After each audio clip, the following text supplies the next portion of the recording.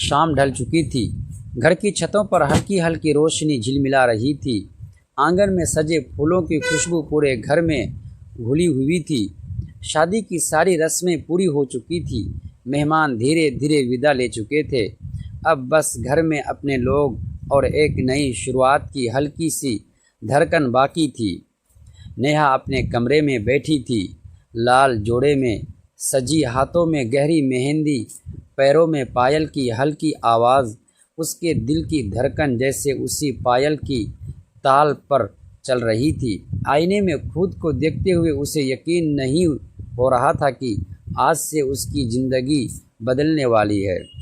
उधर आरव भी कमरे के बाहर खड़ा गहरी सांस ले रहा था। वह समझ रहा था कि आज की रात सिर्फ एक रस्म नहीं, बल्कि दो अनजान दिलों के बीच भरोसे की पहली सीढ़ी है। उसने धीरे से दरवाज़ा खोला। कमरे में हल्की गुलाब और चंदन की खुशबू थी।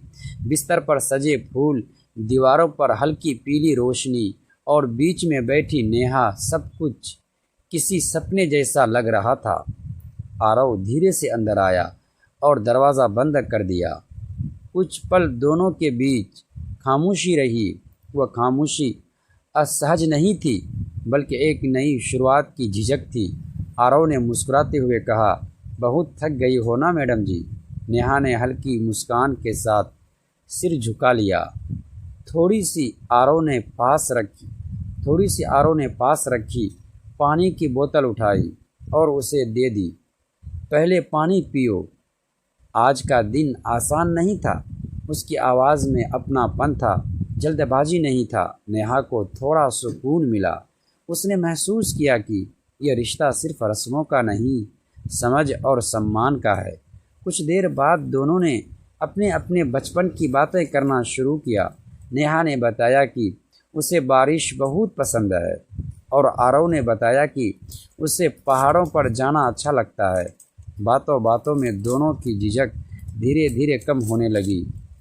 आरव ने धीरे से कहा, नेहा, मैं चाहता हूँ कि हम दोस्त बनकर शुरुआत करें। बाकी सब बातें अपने समय पर हो जाएगी। नेहा ने पहली बार उसकी आंखों में सीधे देखा। वहाँ कोई जल्दबाजी नहीं थी, सिर्फ भरोसा था। उसने धीरे से कहा, मुझे भी यही सही लगता है। बाहर हल्की सी हवा चल रही थी, खिड़की के पर्दे हिल रहे थे।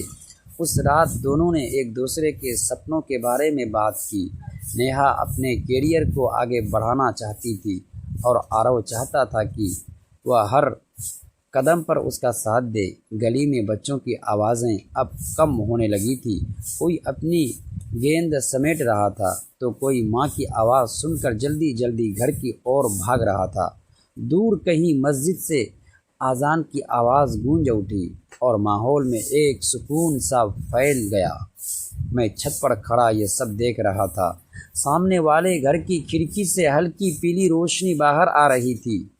वहाँ अक्सर कोई ना कोई बैठा दिखता था, लेकिन आज खिड़की खाली थी। पता नहीं क्यों उस खालीपन में भी एक कहानी छिपी हुई लग रही थी। मैं वादा करता हूँ, आरव ने कहा, तुम्हारे हर सपने में तुम्हारा साथ दूंगा। दोस्तों, ऐसी ही वीडियो देखने के लिए प्लीज़ हमारे चैनल को सब्सक्राइब ज़रूर कर दीजिएगा।